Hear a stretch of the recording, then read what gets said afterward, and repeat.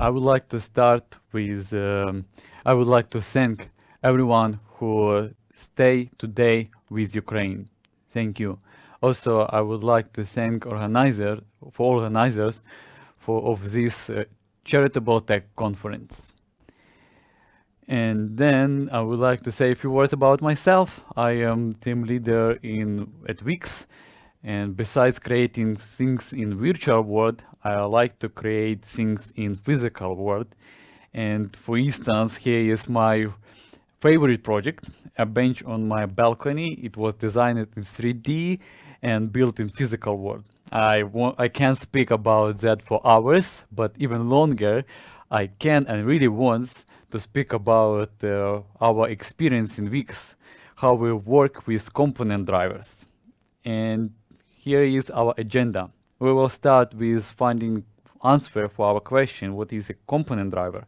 We will cover how we can find elements for our component drivers and how we use these component drivers. We will go over a few examples how we use these component drivers in tests. So what is a component driver?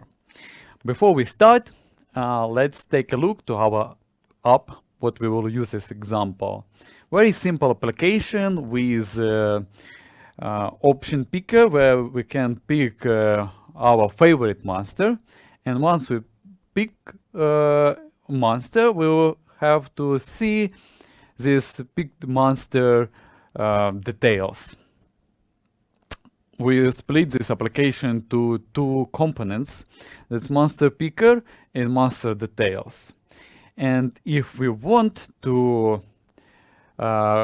control this application, let's start with building a page object which contains all needed methods to control our page, our apps page. So we have methods to control our monster picker, and also we have methods to control and get data from monster details component.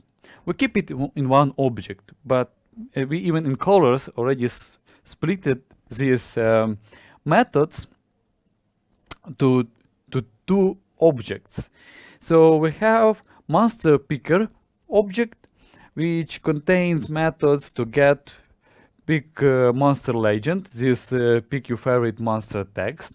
We have pick monster methods to pick needed option, and we have method to get picked monster method to make sure we pick proper monster.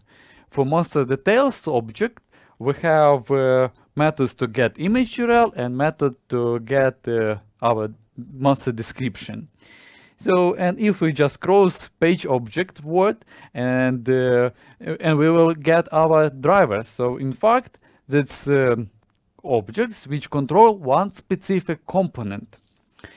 And because we have application which contains our these components, in the fact we have our parent driver, app driver, which contains method to get nested component drivers.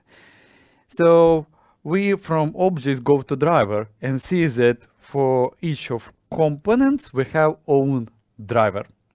So we'll speak about during our talk, we'll speak about monster picker. So let's go to details and see how it's implemented.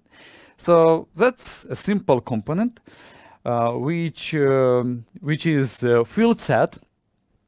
Inside that we have legend with our monster picker title. We put there our title. We go over our options and map them to monster option component. One more component which we will use today. So we pass there our monster ID, text.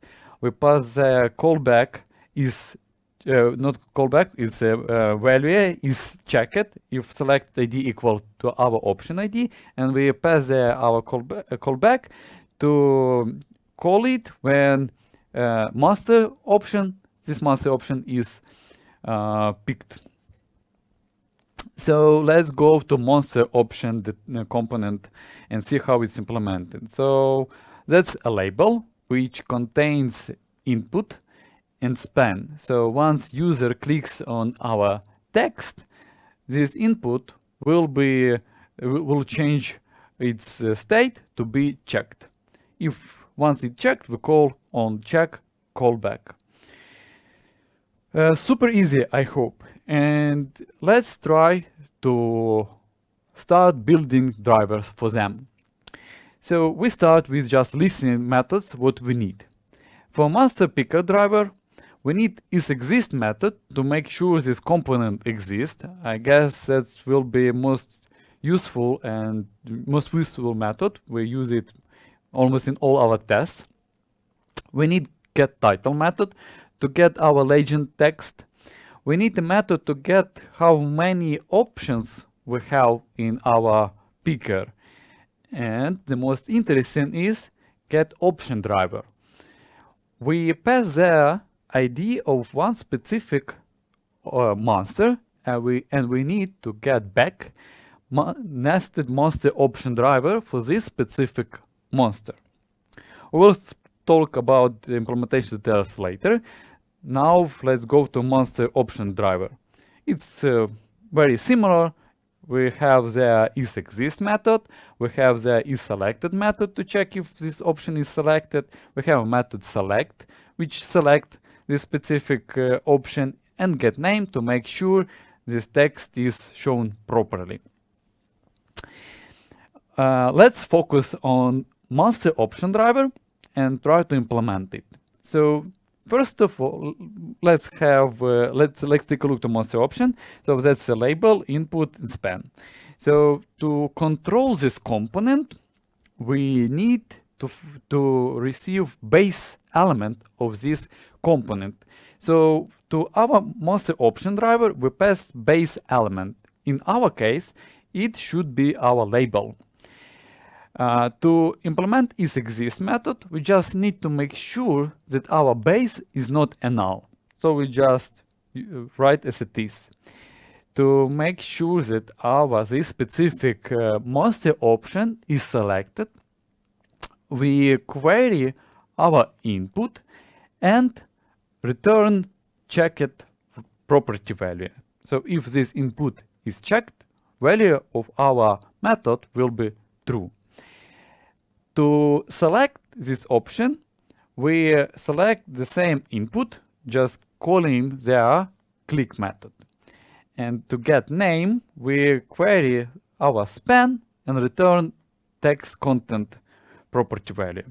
Very simple, but maybe you're already saying that we use tag names to select elements, and probably it will not work in real life because text could have nested spans, or maybe even this specific component, you can have a few elements with same tag.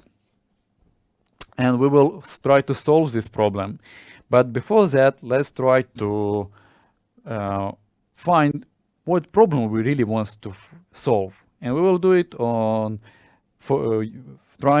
we try to implement monster picker details. So isExist method, super easy. We do the same. We just check if that our base is not a null. For getTitle, we need to find our legend, and maybe in this specific case we still can use legend tag name to find it, but we already see that it shouldn't work in real life. To get options count, we need to find all our master options element, and for now we still don't know how we can do that because we don't know what base element is in this nested component because we didn't pass it there, so we can't really know if there is a label or maybe just a div or span as a base element of this monster option driver. Same with getOption driver. If we want to build monster option driver, we need to find base element, and again we don't know how to find base element of monster option. So we have two problems. We need to find child elements, and second, we need to help our parent to find component base element. So we need to, if we are master option component, we need to help our parent to find our base element. Let's try to solve this problem. How to find an element?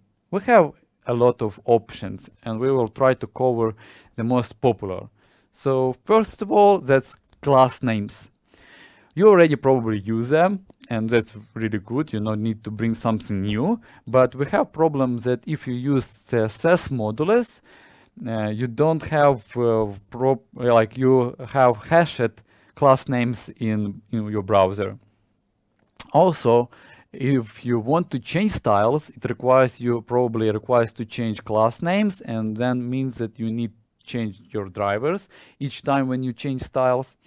And to be honest, not really all elements need to have CSS names. So it not really works for us. The ID attribute. So it should be unique. It's really problematic to make it really unique. We need to have some global store to keep their all used IDs or something like that. But even bigger problem is that probably you already use these IDs in your application, for example, for forms, which is very popular. So you have this ID attribute for two purposes, and it really be problematic for us, because you are not free to change them each time when you need to change your drivers. Okay, guidelines from testing library says that they recommends to use existing attributes on your elements to find the element. So with that, you will be really close to real world. If you are saying, well, let's pick element with text, let's pick a button with text save, that really very clear what your test means. But in fact, it's not really very close to reality, because you can have a few buttons with save. And also the biggest problem here is that if we need to find base element of nested component, then we need to pass this data which we will use to find this nested base element. So it doesn't work in all cases. For example, if we have a model, how we will find this base element of the model, or we have a big form, it will be in most times really problematic to find one element, one attribute which we'll use to find this base element. So the last one is data attribute. So we are not limited on value what we can use.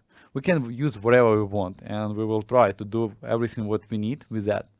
And also, that's only one attribute which we easily can pass from parent to our nested element. So we can do it in one property. So that's really very easy. Let's try to use them. So how we can find elements? We will use data attributes. And in Wix, we name it as data hook attribute. I know why. Maybe because hook, using this hook, we can grab nested elements. But this works. So we will use, like in most cases, I will use this word. So let's stay on that. We'll use data hooks. So let's go back to our master option component. So we have our label with input and span. To find our input and span, we will pass them data hook attributes. So for the input, we passing option input. We add in here option as a prefix to make it pseudo unique, because maybe different components, another components has also an input. So we want to make it be unique. We say that it's pseudo unique, and that's totally enough for us, because if we have a few components with same name, it's much easier just to rename it instead of making it really be unique, because it's really very problematic. So for now, just to add option prefix is enough. So we pass in option input data hook for the option, and we pass option text data hook for our span. Nice. But then also we need to help our parent to find our base element. So we take data hook which is passed from our parent and pass to our base element, and that's it. Super easy. I hope you think that also. But what about master option? So here we start with second problem. We let our parent to find our base element. So we take data hook from props and pass to field set our base element. But how we will find our childs? So for picker, for title, we're doing the same. So we pass the data hook picker title. But for master option components, we're doing something special. And here we already have solution for our problem. We just pass the picker option, saying that it's an option, and then we add ID to this data hook. And it allows us to use it to find one specific option. So what problems we really solve with this combined data hook? So let's go over these problems. First of all, we need to find all options. We can do it easily by picker option value. Also, we need to count all options. We probably need to find one option by specific index. And the most interested is our ability to find one specific option by key. And here is a short story of my experience. I got very small ticket to add one more language to language picker drop down. It was super easy. Just, take it, put there plus one line, make sure it's tested, and that's it. 10 minutes of work. But once I did add this one language at first position to my component, I got around 100 broken tests.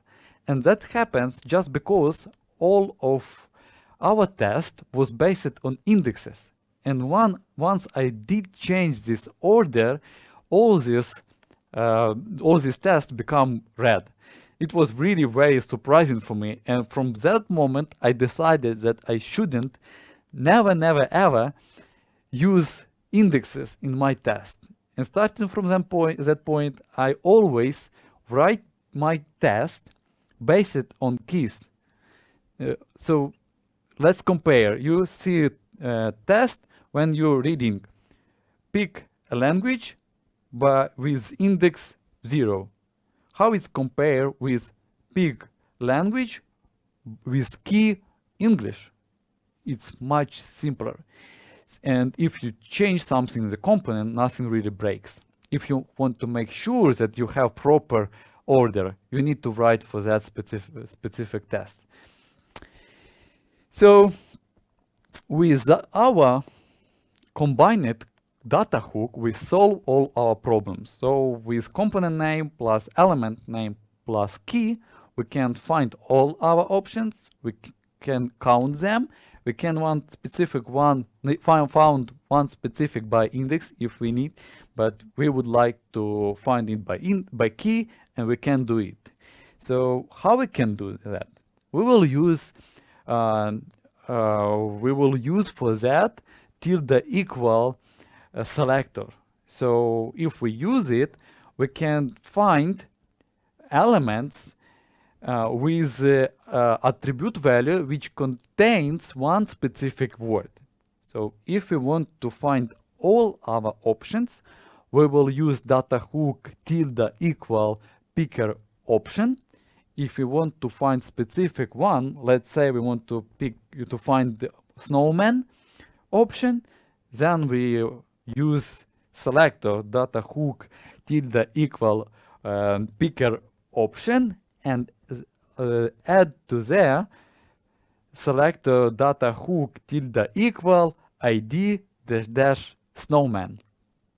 So with that, we can easily find one specific option which contains id snowman in the data hook. Nice. So let's try to use our data hooks in our drivers. So we have our monster picker driver with these all listed methods. Let's go and implement them. So first of all, is exist. We just check if the base is not null.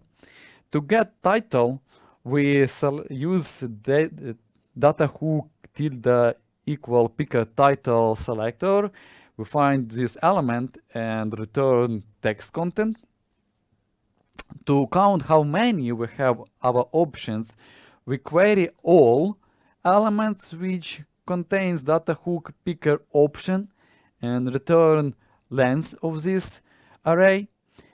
If we need to build a master option driver and control one specific option, we need to return this driver. So get options driver takes ID in arguments and pass it to our query selector.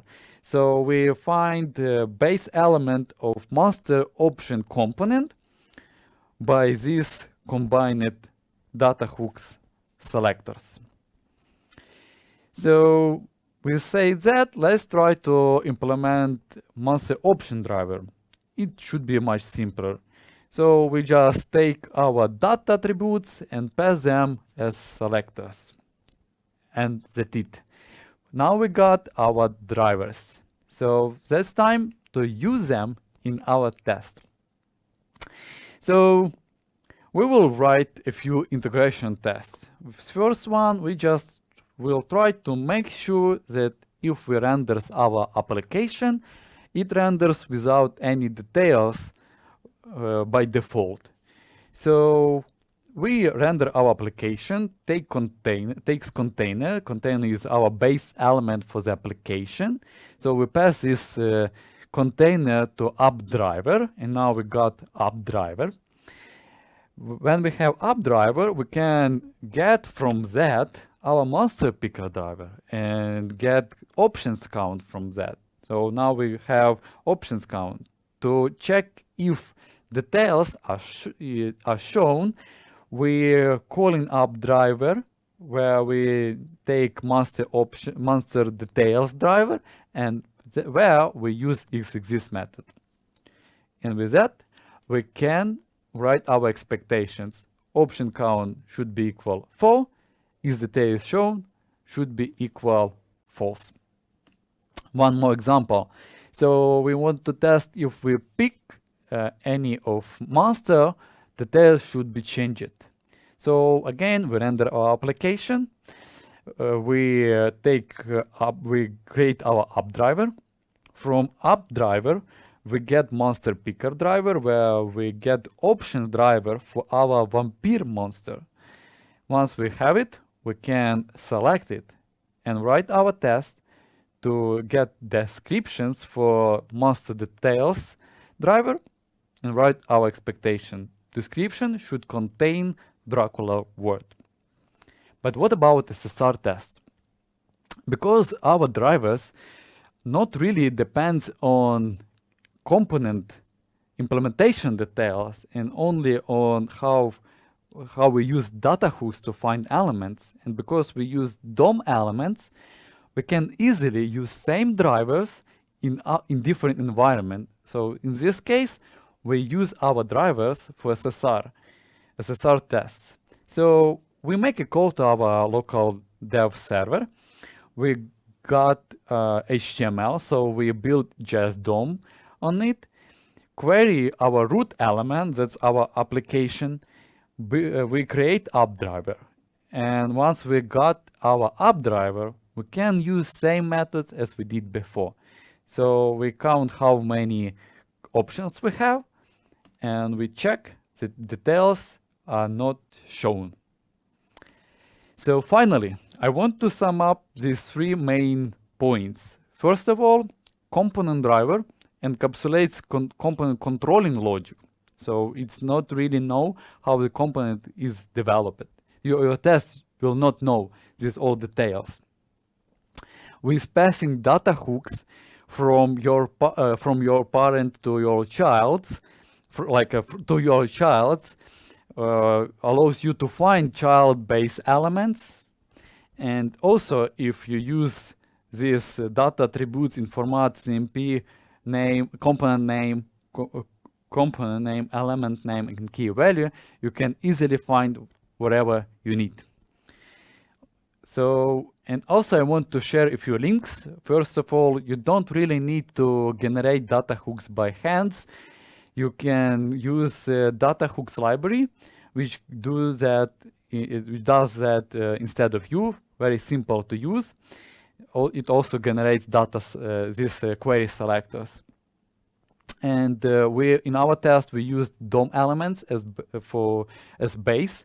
But if you want, for example, run your drivers in a different environment, for example, Puppeteer, where your element is async, and you got actually promises instead of real elements. So if you want to use same drivers for your DOM elements in integration test or unit test, and same drivers used with Puppeteer, I would like to recommend you use UniDriver library, which is just an abstraction around elements. So under hood, it could be any element wherever you want. So that's it. Thank you all for listening. It was really a pleasure to be here today with you. Now I am ready to answer all your questions. And we are back. Hello again. Rama, thank you so much for your topic. It was really nice to hear that topic. So how do you feel after that? I was listening for myself and always wanted to say a bit more at any of slides, because it's always I wanted to be very clear to explain each of steps, but I hope it was so good, so everybody really understands this all logic behind the component drivers and data hooks. Yeah, personally for me that was really interesting talk. But let's jump to the chat, and we have a couple of questions, by the way. So the first one is, besides using component drivers, what are your tips and tricks for keeping test code base clean and non-repeatable? Thank you. Really very good question. And I guess everybody asks themselves when trying to write tests. So first of all, I would start with understanding that tests are really not less important than code base itself. This also it's part of code base, and very often tests are kind of documentations. So you need to be really very you need to care about tests and maintain them. So that's the first one, and then probably you start to ask such questions: how maintain them and how make them not repeatable and clear. So maybe I would like to recommend try to write as smaller functions and components as possible, then uncover each of files separately. So then it will be much easier to find where exactly your tests are for this specific line of code, and then it will be easier to find if you duplicated your test case or something like that. Okay, nice. Thank you. Another one. Oh no, it's actually about me in my masterclass. Next one is it possible to use component drivers with elements like pop-ups, modal windows, etc.? Very good question. And in our project where we work right now, we have some problems with testing models. And why? Because as in my examples, we see that we pass only one base element to nested components. So when you want to test, let's say, a model which is rendered in body, not in the nested element, but upper in some portal, so it's not possible to find this element in your child. So Okay. then you need, if you have such use case, you need to, together with base element, you need to pass body element Right. Okay. through all your drivers. It's not very beautiful, to be honest, but that's right now I see only one solution. Maybe you can write some abstraction, or maybe make this body be a global variable, use like singleton or something like that. But yeah, you need to pass body together with your drivers. Right. Okay. Can you share some of the maybe topics interesting about that in the chat? That would be really helpful for our listeners. And I think we have only one last question. By the way, dear listeners, if you want to ask additional questions, you can join the break rooms with Roman. And the last question is, do you have any GitHub or other depository repo with code examples of this presentation? Yeah, so actually I was talking about the data hooks library, which was open sourced just a few days before. We decided in weeks to open it for everybody. And in this GitHub repository, you can find all examples where these component drivers use it. And if you want to find something more, I would like to check out Wix style React. That's a React component library where you can find such good examples where such component drivers is one of the most important things in the library, because it really makes this library be very specific and be really very easy to use and test. Okay. All right. Well, thank you so much for your talk and your time. That was really, really nice. Please shout out to Roman and his topic, and please anyone who want to join chat with Roman and after presentation and maybe ask additional questions and just chat a little bit, switch to the breakout room and stay tuned.